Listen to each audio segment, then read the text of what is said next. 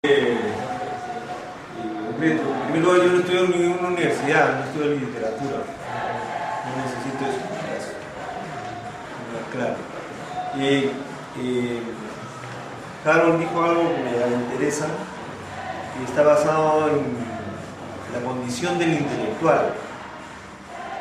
En este caso del escritor, ¿no? Habló de la vanidad. Considero que el primer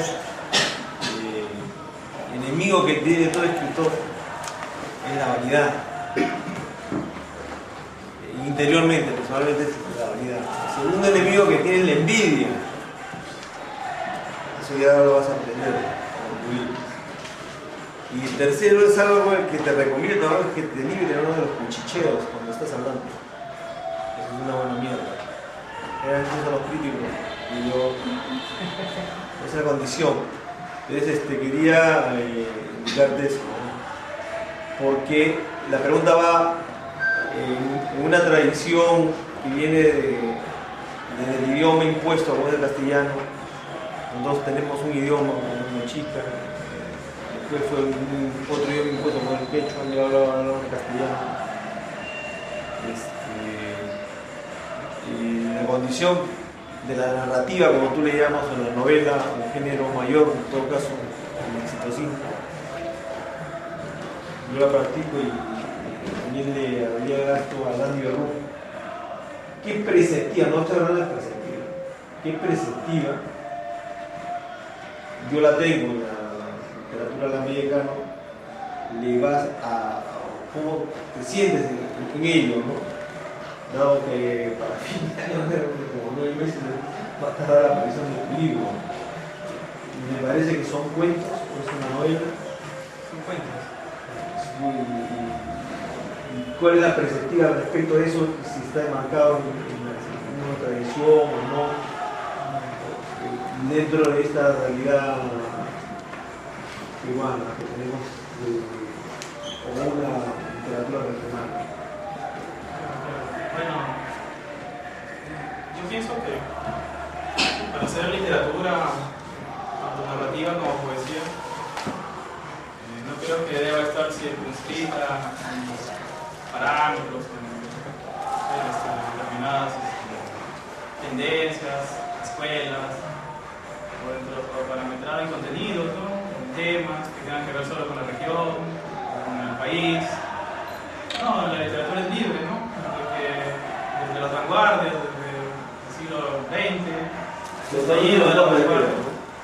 La libertad, pues, al escritor. Yo creo que la esencia de la literatura es la libertad, ¿no? Para desarrollar todos los temas que sean posibles, basados en la realidad o basados en universos completamente ficticios, imaginarios. Creo que la literatura es un pretexto, la narrativa también es una buena forma de, digamos, canalizar o de plasmar o desarrollar todas esas inquietudes que tenemos como escritores, ¿no? En el caso de los narradores, pues, tenemos más tendencia hacia este género. En el caso de los poetas lo hacen de igual manera, pero los han encontrado a través de los versos de forma más eficaz, más disfrutan, ¿no? Es llegar a su arte hacia el público. No olvidemos también que la narrativa es un producto estético también.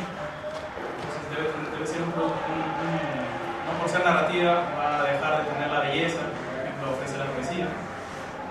Es una cuestión de trabajar muy bien el producto y utilizar, siempre lo hemos conversado acá, el narrador, ¿no?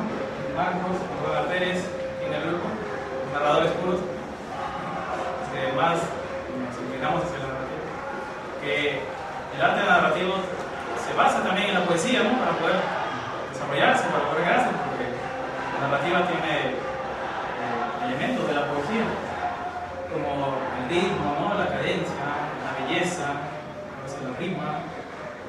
Entonces digamos que tal vez los que han frustrado su vocación poética, tal vez la podemos desarrollar mejor en la narrativa, ¿no?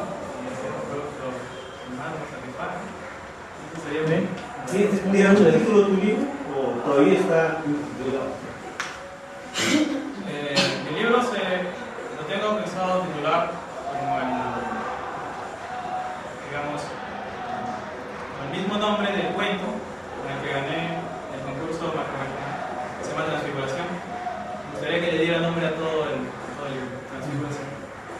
Muy bien, gracias. ¿Alguna otra participación, por favor? Sí. Buenas noches. Su nombre, por favor, para que se quede registrado. Buenas noches, mi nombre es Chile Castañeda, soy una de las editoras de la revista Mutantes, una revista editada por alumnos de San Marcos. En primer lugar, quiero felicitar al chico del grupo Signos. Recién nos estamos conociendo, pero me alegra de que exista un grupo interesado en la literatura, gente joven. No es muy común, o al menos nosotros, me incluye mi amiga, que pertenecemos a un grupo literario, ¿no? Hemos sido estudiantes de Derecho también. No se oye mucho, ¿no? Hablar sobre la cultura, sobre la literatura. Para mí es una novedad. En realidad yo me he enterado de usted, de su asistencia con otras personas, ¿no? Paradójicamente personas de Lima, no yo que soy chiclayana, ¿no? De nacimiento, he vivido casi toda mi vida en Lima. Bueno, respecto a la pregunta que le hacían a Harold, quisiera añadir, ¿no? Y en eso coincido con Harold, que la literatura nos hace más libres, ¿no? Uno cuando escribe con total libertad, no hay preceptos, no hay reglas definidas para escribir, y lo que uno quiere en realidad siendo, no sé, ciudadano, poblador, la persona que habita en un lugar remoto, en el pueblito más pequeño, es hacer de aquella cosa que escribimos una cosa universal, ¿no?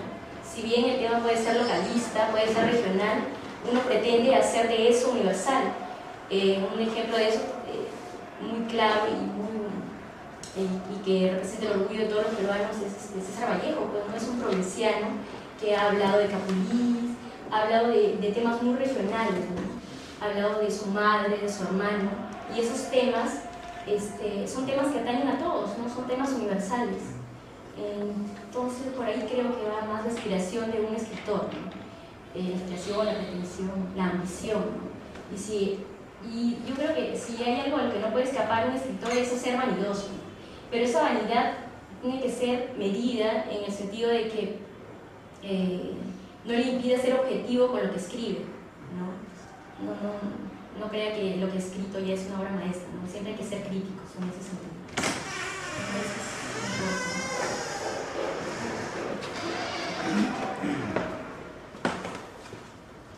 Sí, bueno, no había exactamente preguntas, era un comentario. No, un comentario. Correcto. ¿Alguna?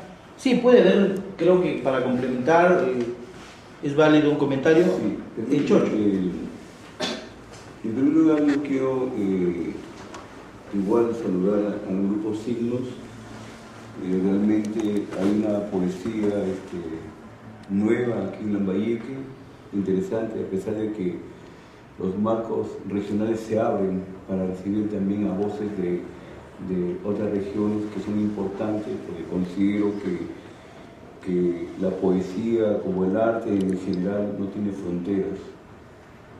Entonces hay una visión, en todo caso, universal en cuanto al manejo del producto artístico. Pero en el caso mío, yo surjo prácticamente de una generación bastante larga, ¿no? En cuanto me refiero al trabajo artístico, al trabajo teatral, al mimo y algunos intentos también en cuanto al registro de la poesía. Pero yo recuerdo más o menos, por ejemplo, la década del 60, del 70, ¿no? con Víctor Massi, por ejemplo, uno de los poetas proletarios que existió aquí en nuestro país. También Alonso Bueno, un poeta también con una visión proletaria, de formación trotskista, con una visión realmente profunda de lo que significaba manejar la realidad trasladada al lenguaje poético, ¿no? Entonces yo entiendo, claro, que el arte, como decía, bueno, dicen los viejos maestros, ¿no? Evidentemente no puede estar encamisitado, ¿no? No puede estar encerrado, ¿no? Tiene la libertad, ¿no? A través de la metáfora, de todas las formas, ¿no? De escribir, de hacer las cosas, ¿no? Pero el artista, como la literatura, no tiene libertad para mí. La literatura y el arte, dentro de un sistema social, está también apresado como el hombre, como decía en su poesía Ronald, o no sé, creo que no es Ronald, sino César Boy cuando hablaba sobre la cosificación de las cosas.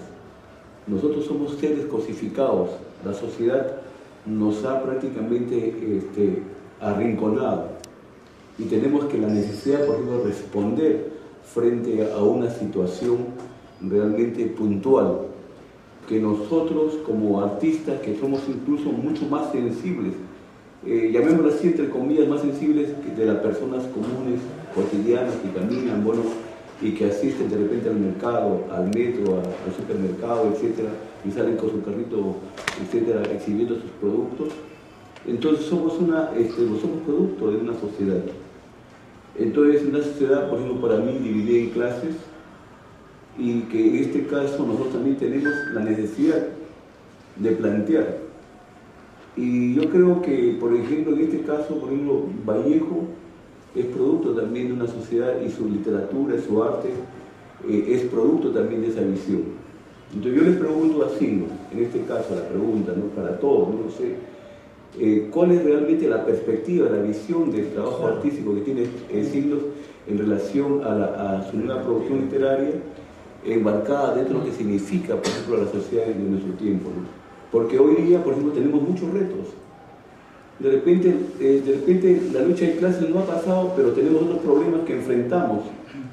Por ejemplo, al cajamarquino amigo, por ejemplo, digo, agua sí, oro no.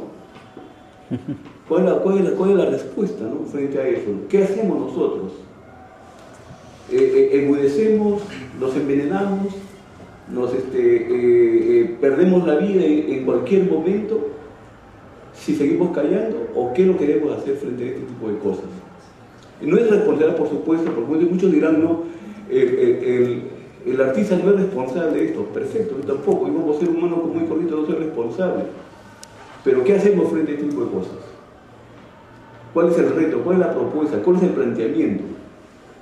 Evidentemente, ¿no? Yo comparto, por ejemplo, con Nicolás cuando me dice, por ejemplo, perfecto, ¿no? Tenemos que manejar cosas. Yo creo también igual lo que dice Nicolás en cuanto al manejo de las formas literarias, que son importantes, porque yo creo que el artista está en su terreno, que tiene que expresar, decir, manejar, plantear cosas, pero que tienen que estar enmarcadas dentro del tema de la realidad, pero manejando la ficción, porque también tenemos maestros de la literatura, no solamente nacional, sino latinoamericana, que nos enseñaron también un poco lo que significa hablar sobre un poco, ¿no? Que los especialistas del realismo mágico, cogiendo temas de la realidad que son realmente importantes, pero recreándolos, porque no puede haber un trabajo artístico si no hay recreación, y si no hay recreación, ese trabajo artístico no sirve para nada. Esa era mi intención, ¿no? Era Trosco, claro. Reúno propio, tiempo de Mario Link. Era del FIR. Reúno propio, ese tipo de... Muy bien, hay una pregunta creo que abierta, que los muchachos lo ha dado de manera, se puede responder de manera colectiva, cada uno puede dar su perspectiva, ¿no? ¿Sí? Marco. Bueno, me voy a asemejar algo a lo que has estado diciendo, ¿no? Pero entonces le voy a leer este escrito y tal vez conteste algo. Le hemos titulado Angustia, Ética y Libertad. Apunta lo que usted dice. Para el artista, la ética suele ser el muro que habrá que sortearse indefectiblemente, en tanto represente el papel activo del sujeto en la sociedad.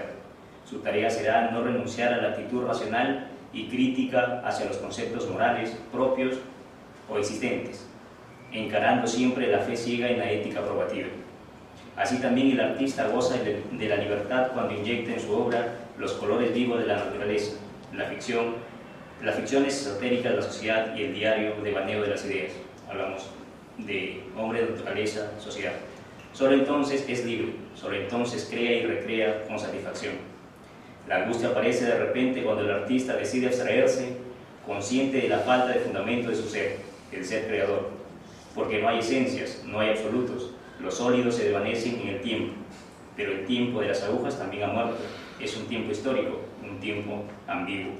Entonces el hombre artista se cuida de crear monstruos que aplaudan los símbolos y los grandes metarrelatos. Posmodernidad. Mientras las criaturas fuman aburguesada la composición química de la bomba atómica. nos damos cuenta que el hombre está envuelto en la cosmovisión de la posmodernidad y no sabe, no reconoce su posición en el nuevo orden. Es un primate pensante, hombre actual.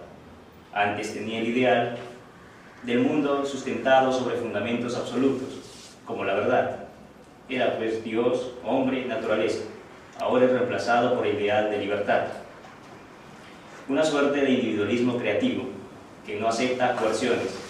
En esta suerte de escenario cuasi sustancial, cuasi verídico, donde la esencia del hombre solo tiene sustento en términos de mercado común, donde la escala valorativa atiende a la ética de mercado, signos realiza los valores, los actúa para no pensarlos, ya que pensarlos es pensar la libertad y esto produce angustia.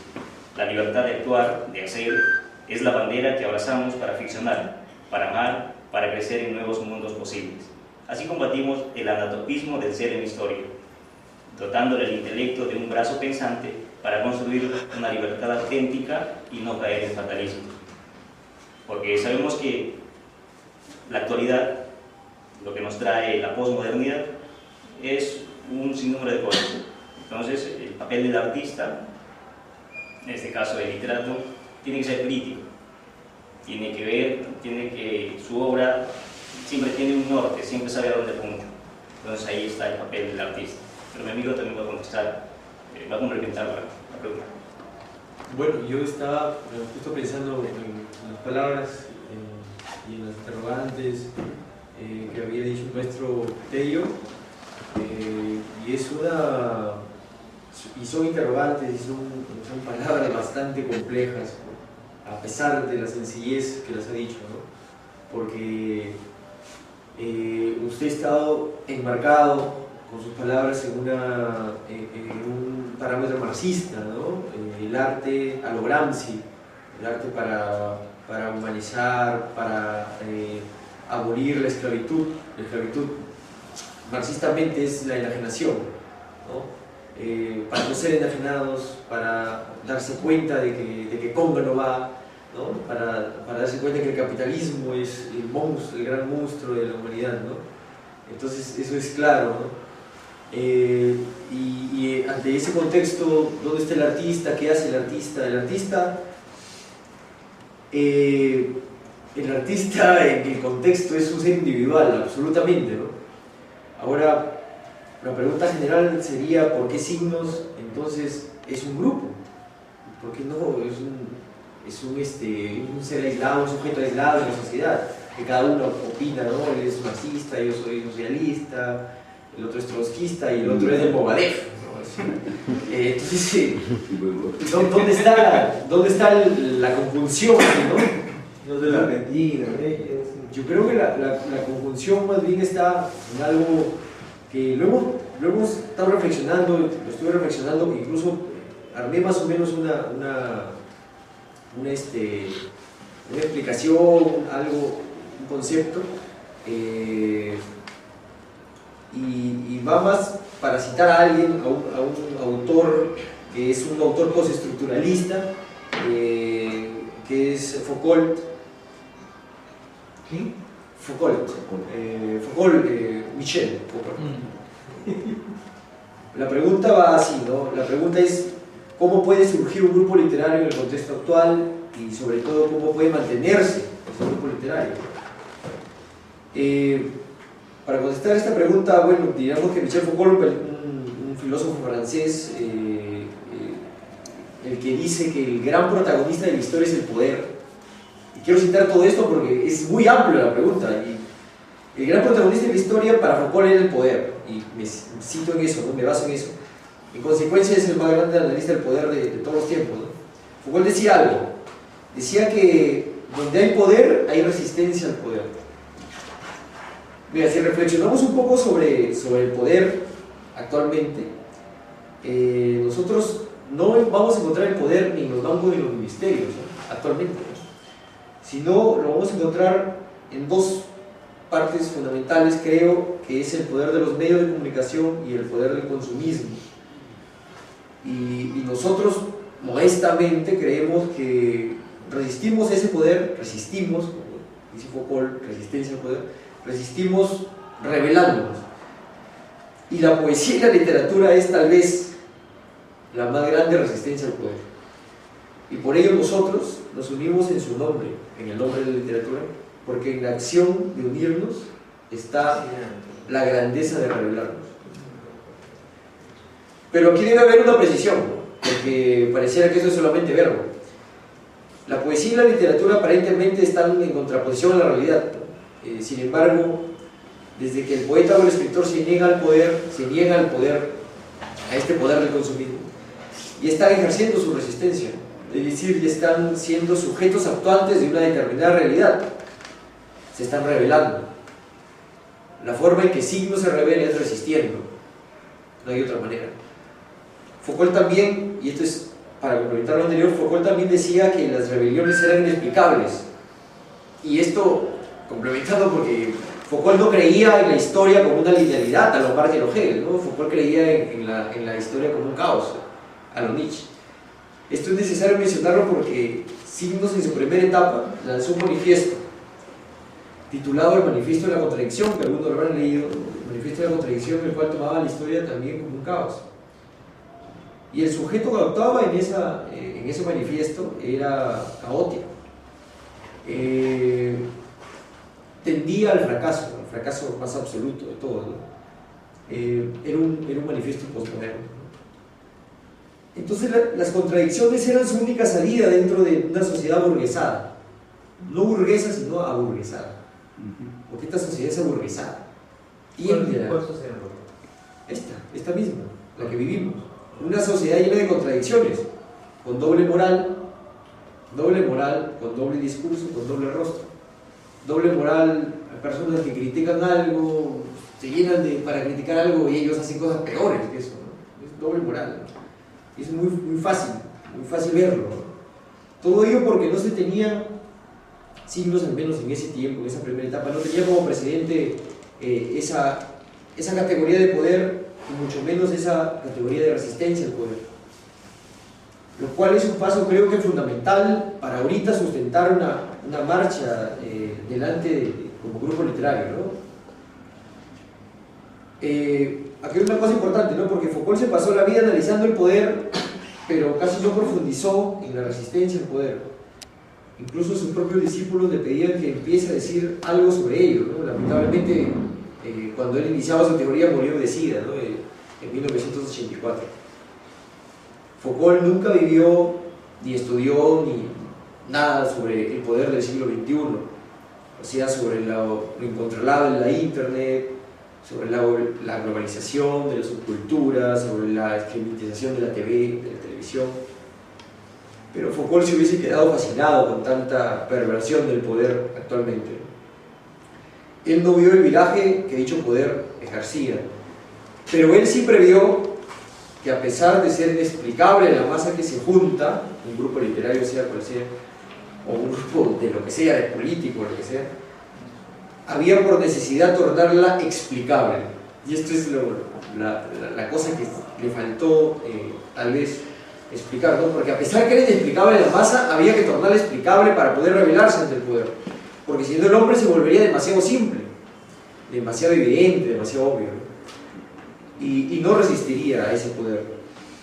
Por ello, en medio de una sociedad terrible, unirse para resistir es vivir para trascender. Otra pregunta es, ¿y por qué las letras y no las armas? ¿No? ¿Por qué las letras y no las armas? Porque la verdad que no creemos en una concepción marxista de revolución, ¿no? Para Marx la revolución era la Comuna de París tomando el poder por las armas. Para nosotros resistir al poder es encontrarnos con nuestro mundo interno, y escribir y leer para no poder ser títeres de un mundo hostil. Es decir, tomar el poder es resistir a él. Ese es más o menos lo que planteamos. Bueno, aquí los maestros de literatura podrán preguntar, les he dado letra para preguntar más cosas, ¿no? Quisiera preguntarles esa. Michel Foucault perteneció al Partido Comunista Francés, ¿no? Él habla desde el marxismo. No profundizó sobre poder, pero sí sobre la cultura, ¿no? Los textos de la historia de la cultura, de la locura, ¿no? Es un marxista. un gran marxista. Un gran marxista, no más respetable, de la intelectualidad, no de la erudición, pero es la latente del marxismo. Es un marxista. Bueno, no fue marxista porque... Me permite, ¿no? Para conversar, ¿no? Por ejemplo, No, claro.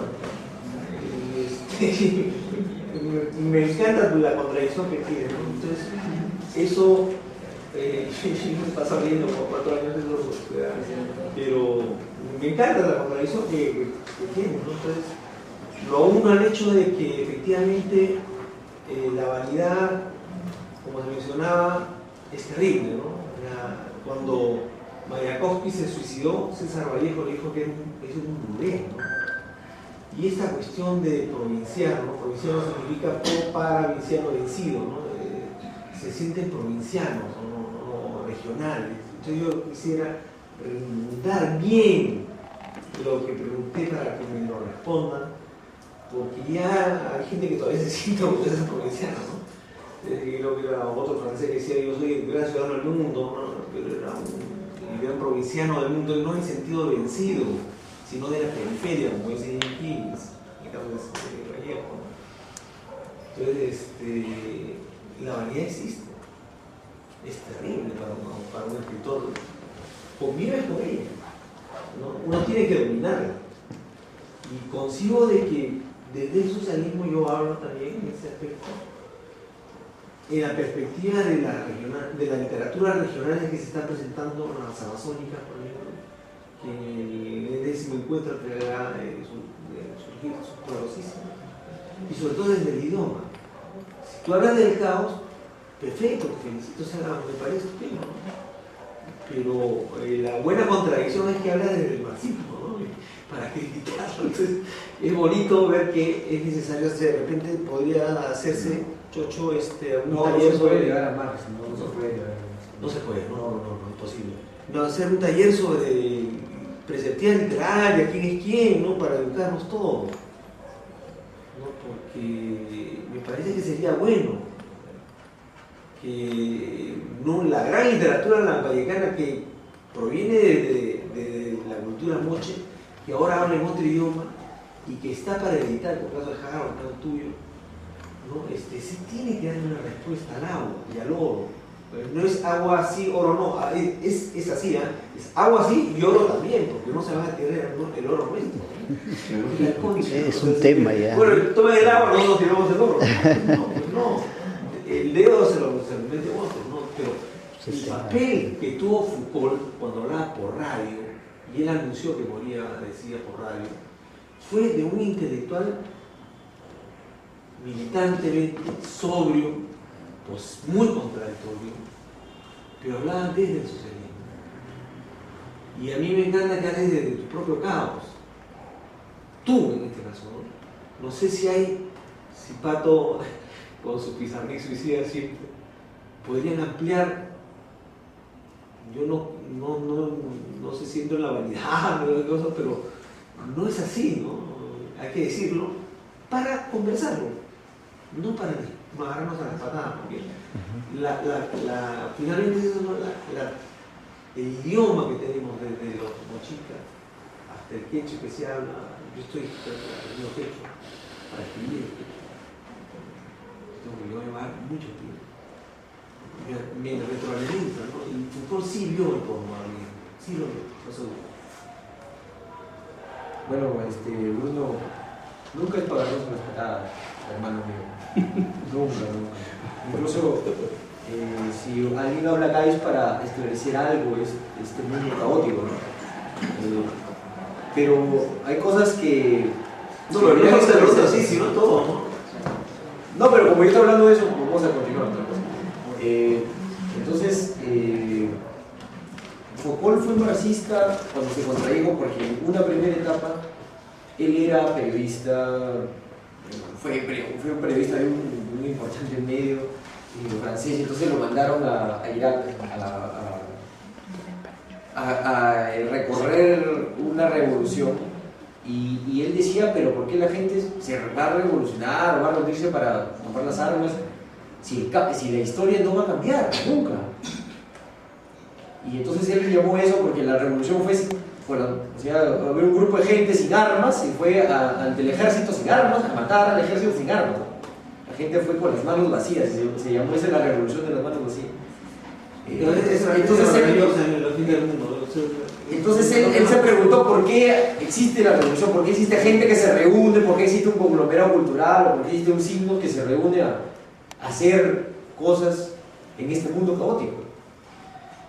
Tal vez en ese sentido tú dirías, bueno, entonces fue marxista, ¿no? Porque hay una historia, fue un Marx que fue marxista en el sentido de que tienen que reunirse de nuevo el hombre masa, como decías tú, el hombre Porque masa. también es antimarxista, ¿no? Creo que este es tu caso. No, yo solo trato de esclarecer, yo no Pero soy- tú no eres marxista. trato César. de esclarecer.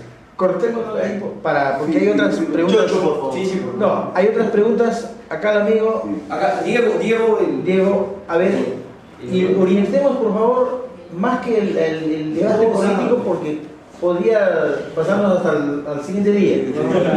Diego. Bien, buenas noches. Mencionan a Michel Foucault. Bueno, yo le digo Foucault. Lo que dicen ustedes, bueno, un poco de los que leen Michel Foucault, no han leído, bueno, ¿en qué libro han leído ese Foucault de tu palabra? Entonces, que hablas del caos. Michel Foucault habla del control y que los seres humanos, los individuos postmodernos, son sujetos de control, sujetos que llegan a controlar sí mismo. O sea, no hablan de caos. No, el caos de la historia, no, de la historia. No, básicamente Escucha, eso de que, bueno, yo le digo vigilar y castigar y historia de sexualidad primero, pero sé algo de vida de Michel Foucault, no sé mucho de él, pero lo que dices no lo ves en la visión bueno, que yo he leído, ¿no? Hablamos de la segunda etapa de vigilar y castigar, y la tercera etapa de Michel Foucault, historia de sexualidad y la mitología que ya, pero por eso me parece extraño, ¿no? Que hablen así de Michel Foucault y bueno, no sé si qué libros han leído, tal vez para coincidir algunas ideas. ¿Y de qué Foucault estamos hablando? ¿Cuál tiene etapas? Pero tienes 3, 4, 5 etapas. 20, pero responderle. 20, pero habla de sus años. Bueno, por eso decía, ¿a qué Foucault han leído? No, pero Pero, entonces tú a qué Foucault lo has leído? Yo leí desde segunda y tercera etapa. Segunda y tercera etapa. Tal vez yo la cuarta etapa yo lo he leído. ¿Qué libro has leído? Michel Foucault. No, yo no he leído a Michel Foucault. No, Yo he leído análisis de Michel Foucault. Claro, sí. Por eso estamos tratando de ser un conversatorio con todos. No se trata de que tú como No, una cosa es hablar, historia de la locura. hablar eso y decir, no he leído a Foucault, leí una reseña. Claro, y yo creo eso, vale. porque estamos por ejemplo en Lacan, entonces nos afrancesamos mucho y nos olvidamos un poco de Perú también, ¿no? Entonces lo que yo pido, rescatar nuestra mochicuidad, ¿no? Yo soy medio chumacero, no soy. Pero también mi mamá es chiclayana, yo no soy Vasco. no soy un hijo de puta. Mi mamá es chiclayana, me río de eso, no me encanta. Vivo la vida. A ver, ¿alguna otra pregunta? Bueno, todavía hay 2 personas que quieren hablar, ¿no? quieren la pregunta, pero nadie le lanza. Están hablando de libros que nunca leyeron. A ver, alguien. Sí, Ronald, ¿algo quieres decir? Desde mi machuquidad no tendría Mucha humildad. Ya le inventamos a que ya percepción. Le diré pues, a Bruno que mi caos o en la cita que hiciste mención, no precisamente la cito por suicidio, ¿no? Sino porque considero de que contiene una idea trascendente, ¿no? Y por eso lo he hecho, y con relación a la libertad que debe tener el artista, que se ha hablado mucho. Creo que no solamente el artista, sino todo ser humano, al fin y al cabo, termina encarcelado en su propia libertad, como dice Chocho. Tal vez Sartre dijo: el hombre está condenado a ser libre, pero hoy podemos decir que el hombre está condenado a su libertad también. Porque si es verdad, nosotros ambicionamos un libro, pero cuando lo obtenemos nace otro de repente, y así hasta que la vida no nos alcanza, ¿no? y no solamente en la poesía o en la literatura, sino en la vida misma. Y creo que eso es lo que pienso, trato de llevarlo al papel. Y disculpen si no hay un escrito con respecto al Conga, pero sí creo que con respecto a la caída de las Torres Gemelas, a la guerra en el Oriente. Sí hay de eso acá y de lo que uno muy personalmente trata de hacer universal siempre. Porque creo que el artista es eso, ¿no? Trata de hacer lo personal, de lo personal algo grande. A veces se logra, a veces no. Bien. ¿Alguna otra pregunta? Chocho, sí. A mí me parece muy interesante el trabajo de signos. O sea, he visto en el lenguaje de todos ustedes una rebeldía y que ustedes mismos dicen, no, realmente hay un nivel de resistencia, ¿no? O sea, por sistema establecido dentro de sus propias visiones. Yo creo que es importante, ¿no? Porque no podemos todos manejar sobre un mismo esquema, ¿no? Las situaciones que nos enfrentan y a través de una misma óptica, ¿no? Todos tienen su propia óptica, porque yo tengo mi propia óptica, mi propia forma de ver la vida, ¿no? Pero yo me desespero, ¿no? Yo tengo, por ejemplo, 64 años. Entonces yo digo, por ejemplo, ¿qué le voy a dejar a mis nietos? A mis hijos, ¿no? Pues yo ando en una situación preocupada, ¿no? Cuando veo, por ejemplo, carajo, que el río Chancay se le viene, por ejemplo, con mercurio, con arsénico, con plomo, yo digo, ¿qué va a hacer de mi vida? Bueno, yo ya estoy prácticamente doblando la página, ¿no? O cerrando el libro, ¿no? Pero entonces, por ejemplo, tengo mis 3 nietos, ¿qué hago para mis nietos? Entonces, voy a permanecer con la boca cerrada, callada, cuando, por ejemplo, manejando tus palabras, ¿no? El poder está en las Fuerzas Armadas, el poder está en la prensa, ellos son los que tienen el poder, ellos son los que responden a una sociedad y a un sistema. Entonces el poder no se ha hecho para enfrentarse de pueblo a pueblo, el poder se ha hecho para reprimir al pueblo. Y ahí está, por ejemplo, las masas campesinas cuando salen, por ejemplo, a defender, por ejemplo, las fuentes de agua, es porque ahí está la vida. Ahí está la tierra, ahí está el agua, ahí está todo lo que se envenena, todo lo que se va a la mierda, ¿te das cuenta? Entonces, ¿yo qué hago? Entonces yo me desespero, ¿no? Yo digo, me voy a morir, me voy a dejar a mis hijas, a mis nietos, y entonces cuando yo pienso en mis nietos, estoy pensando en todos los niños del mundo, ¿no? No solamente pienso en eso, entonces esa es mi desesperación, esa es mi angustia, esa es mi propia frustración, ¿te das cuenta? Entonces, haber trajinado tanto, haber trajinado también por la izquierda y muchas cosas más, y de repente, y sentir, por ejemplo, la frustración de que las cosas, no soy por si acaso gente de modelo, pero ustedes son polpotianos por si acaso, ellos no son marxistas, son polpotianos por si acaso, ¿no? Entonces, es una banda, vamos a decir, de asesinos, etc., ¿no? Entonces tenemos que aprender a diferenciar también las cosas, ¿no? Entonces, en ese sentido yo, por ejemplo, me preocupo, ¿no? Pero me siento también liberado un poco cuando escucho, por ejemplo, nuevas voces como ustedes que también plantean una forma, una visión de resistencia dentro de la sociedad. Esa es más o menos mi preocupación, ¿no? Bueno, hay varias interrogantes que han quedado flotando, ¿no? Pero indudablemente una de las cosas que a nosotros nos gustaría haber escuchado era pues un poco la posición política, ¿no? Y estética que hay con respecto al grupo frente al contexto social, ¿no? A mí me quedó siempre esa duda cuando ustedes, después de haber lanzado los 2 manifiestos, que obviamente pues tienen una carga lírica muy alta, ¿no? Y probablemente un nivel de abstracción muy complicado de repente para el hombre común y corriente. Dice, bueno, ¿y eso qué dicen en concreto, no?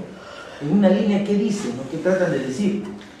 A mí me quedó una interrogante, no sé, porque obviamente hay un tercer manifiesto que ustedes han lanzado. La línea que a mí me queda es ¿cuánto de esos manifiestos que están, digamos, muy bien construidos, en las que hay a veces de repente las justificaciones perfectas de la contradicción, cuando a veces no se tiene una claridad exacta, ¿no? Entre lo que se quiere blanco o negro, o lo que se quiere izquierda o derecha, siempre digo, bueno, apelo pues al centro, ¿no? Y en el centro digo, bueno, mi contradicción es que puedo irme a la izquierda o puedo irme a la derecha, ¿no? Entonces, cuando no hay una definición, obviamente yo apelo a esa figura, ¿no? Bueno, yo me contradigo a mí mismo y cada vez que a mí se me antoja la coyuntura, me paso acá, y cada vez que me va mal, me paso al otro lado. O sea, a mí me preocupa lo siguiente, ¿no? ¿Hasta qué punto hay un nivel de materialización, de alguna manera, de los postulados que los manifiestos que ustedes han lanzado? O sea, ¿cómo se traduce, ¿no es cierto?, en la obra literaria? ¿Cómo se traduce, ¿no es cierto?, en los contenidos, tanto poéticos como narrativos? Porque obviamente hay un nivel ahí muy elevado de abstracción y hasta cierto punto se puede decir que hay una intención pues de abstraer filosóficamente, pero que no se condice o que no se evidencia, ¿no es cierto?, por lo menos con indicadores en la producción poética, ¿no?, o en la producción narrativa. O sea, no puede ser que de repente estén construyendo, ¿no es cierto?, un edificio lírico del cual finalmente no hay una correspondencia, ¿no es cierto? Por lo menos desde el punto de vista estético puede que se esté dando, digamos, esa correspondencia, pero desde el punto de vista, por decir, ¿no es cierto?, social, desde el punto de vista político, no hay, ¿no es cierto? Y yo más o menos lo que intuyo es que ninguno de los, por lo menos de los 5 que están presentes entre nosotros, por lo menos tiene una claridad, ¿no es cierto?, política para poder de alguna manera asumir compromisos, ¿no? Cuando Chocho habla, bueno, de las preocupaciones que hay en el contexto, ¿no?, lo que dice también Bruno, ¿no? Bueno, ¿cuál es la posición de ustedes frente a las cosas sociales, materiales, económicas, concretas que hay en el entorno, ¿no? ¿O es que estamos abstrayéndonos para poder seguir, digamos, construyendo nuestras propias torres de marfil, estar construyendo nuestro propio ideario y de creer que el poema que estamos construyendo ahora sencillamente basta para llenar el ego y digamos, la satisfacción personal o de un pequeño grupo, ¿no?, reducido, ¿no? ¿Hasta qué punto hay esa concomitancia, ¿no?, entre lo que hay en el manifiesto y lo que hay en la concreción misma, ¿no es cierto?, de la producción, del producto estético, ¿no? Porque probablemente el manifiesto, pues, tenga un efecto telúrico, ¿no? Y caramba, ¿no?, hay un nivel de abstracción muy profundo, pero ¿cuánto de eso se materializa, ¿no? Por lo menos no haciendo el seguimiento de la lectura de los textos, no hay una evidenciación de ello. Y yo espero equivocarme y que ustedes digan lo contrario. Por lo menos los responsables de los 2 manifiestos, el caso de Ronald y el caso de César, creo que podrían ser los que de alguna manera puedan dar cuenta del balance que haya tenido, ¿no es cierto?, lo que se ha lanzado por lo menos hace unos 4 años atrás, ¿no?, a los inicios del caso de Signo, ¿no? No sé, o sea, pues es una provocación mía nada más, ¿no? No, sí, el manifiesto de la contradicción que lo lanzamos hace 4 años más o menos, sí, como dije anteriormente, era un manifiesto postmoderno, un manifiesto absolutamente apolítico, abstraído, sí, de verdad, no contestatario, llevado por los poderes, tal vez, de la abstracción, del no intervenir en la sociedad. Sí, es verdad, eso era el manifiesto de la contradicción. En esta nueva etapa de Signos tratamos de fundamentar por qué nos unimos, por qué estamos con este gran poder. Bueno, Foucault era el gran analista del poder, y lo menciono. Sí, es verdad, el gran analista del poder, y era el que decía que la verdad era la verdad del poder, ¿no? La verdad era la verdad del poder, pero también había una resistencia al poder, que nunca la analizó, porque se murió antes, pero que esa resistencia tal vez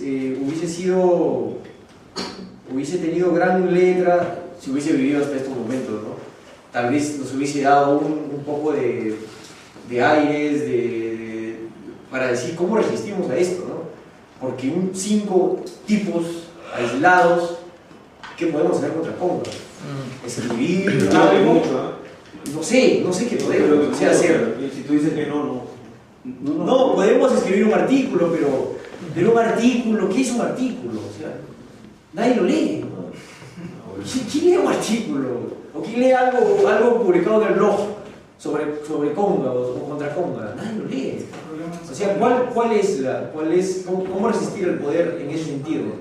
¿Solamente negarnos a qué? ¿Negarnos a Conga? ¿Negarnos al capitalismo? ¿Negarnos a qué?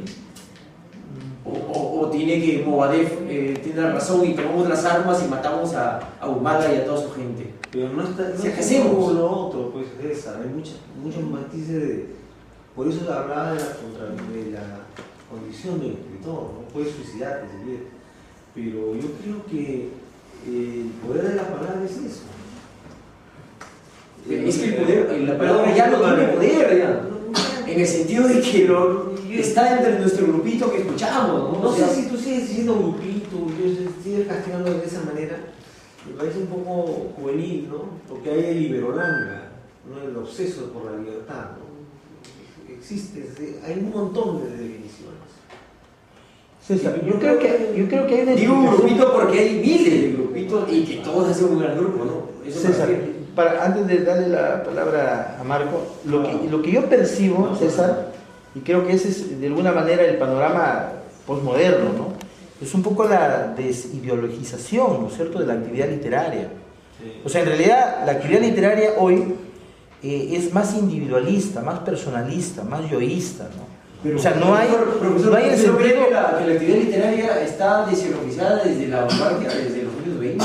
No tanto, César. ¿Usted cree que desde ahí ya la gente ya no, la literatura pura y todo ya no quiere meterse en la sociedad? No, la pugna ha sido siempre, esa pugna, la década de 60, 70, novedad ya. Ha habido esa pugna. Claro, regresaron, pero ya no era novedad. Digamos, alejarse, ¿no?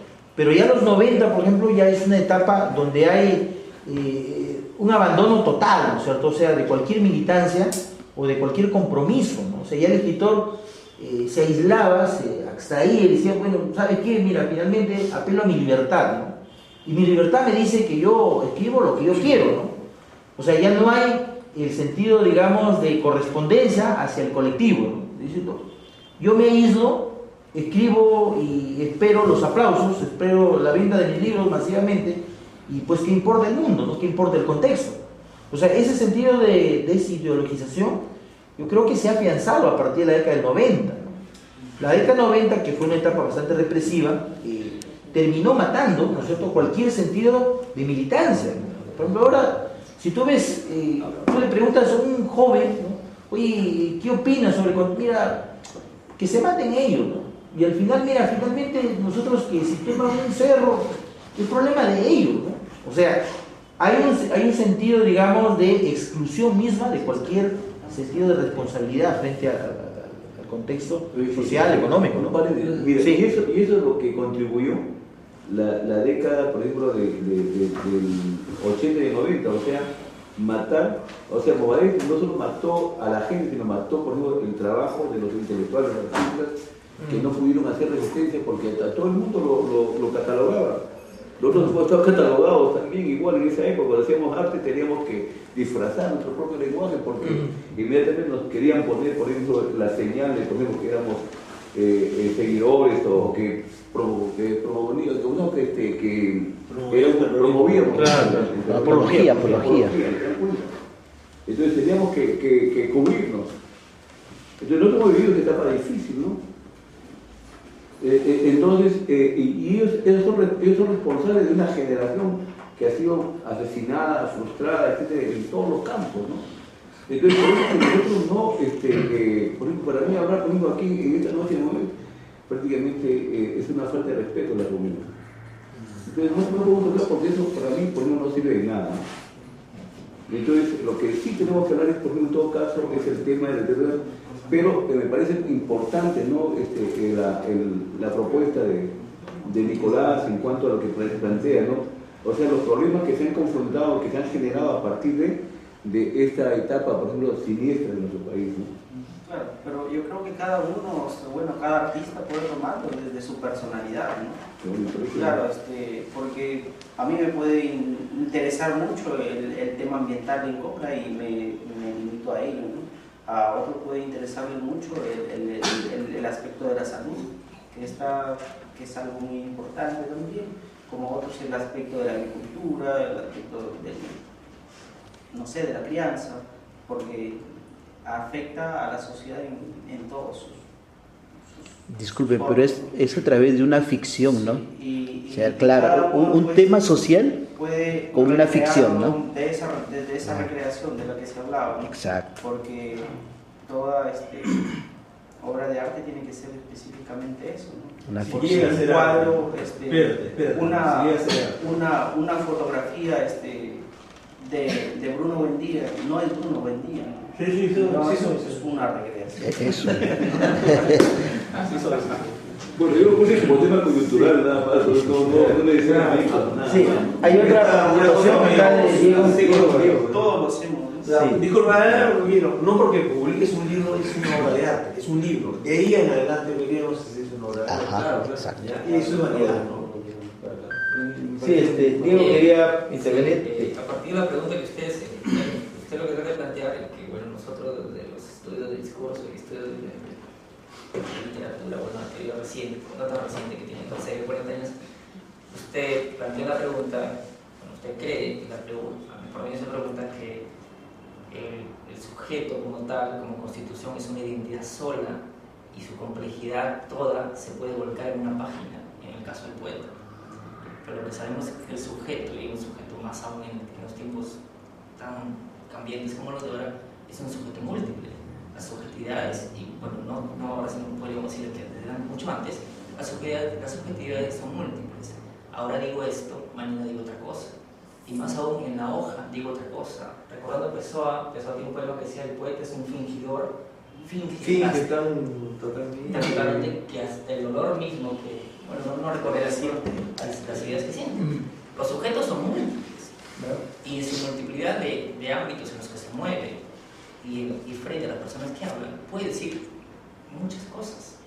No le pido a estas personas, a estos sujetos complejos, que demuestren lo que son en una hoja. No se le puede pedir eso a nadie. Nadie te pide eso. Están pidiéndolo. Usted dice, ahora dígame políticamente que siente, quiero ver el manifiesto. Están pidiendo relación con manifiesto.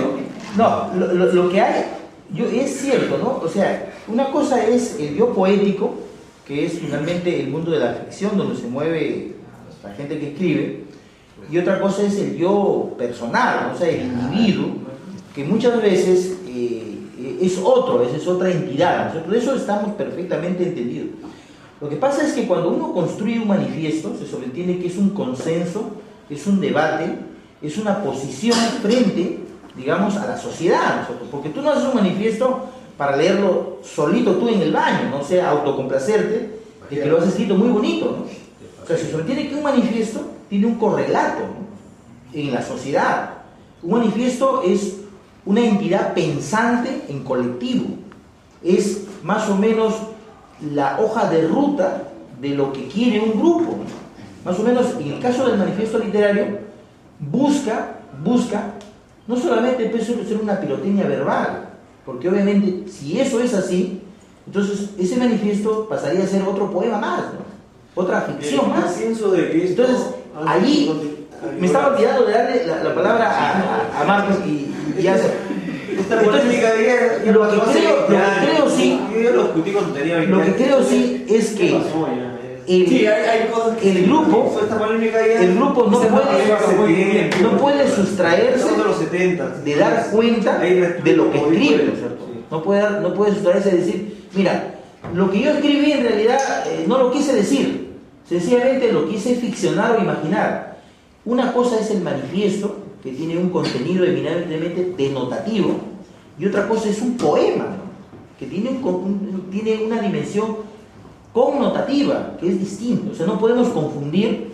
La posición del manifiesto tiene una objetividad denotativa. Tu poema, tu cuento, tu producto estético tiene otra dimensión ficcional. Pero si es un manifiesto, se sobreentiende que es la consolidación de lo que tú piensas, crees, sientes, imaginas y te proyectas. O sea, a eso yo iba. O sea, no es que les pidamos cuentas a ustedes, porque finalmente las cuentas se las van a pedir ustedes mismos cuando construyan manifiestos que finalmente terminan siendo disparos al aire, ¿no? o masturbaciones mentales, ¿no? Entonces, a eso voy, ¿no? O sea, no es que les pidamos... Lo que hacemos es justamente abrir espacio. Marco, algo querías Sí, gracias, sí, de hace rato. Mira, recapitulando, porque estábamos por una cosa, luego nos desvirtuamos, volvimos al mismo punto y bueno, no quedamos en nada. El punto es que les estaba preguntando sobre el manifiesto, ¿cierto? Entonces el manifiesto, que Signos está elaborando, o se elaboró el último, es justamente replantearse, porque se supone que algo nace, va creciendo en la sociedad, pero luego se retrotrae y se analiza. Entonces eso es lo que, por ese proceso está pasando Signos. Observando, César hablaba del caos, justamente eso es lo que está en la posmodernidad, eso es lo que está en Europa, la patria grande, la patria chica, Lambayeque. Entonces nosotros estamos en un caos. Sí. La forma como lo tratamos ahorita es un caos, ¿cierto? La forma como estamos hablando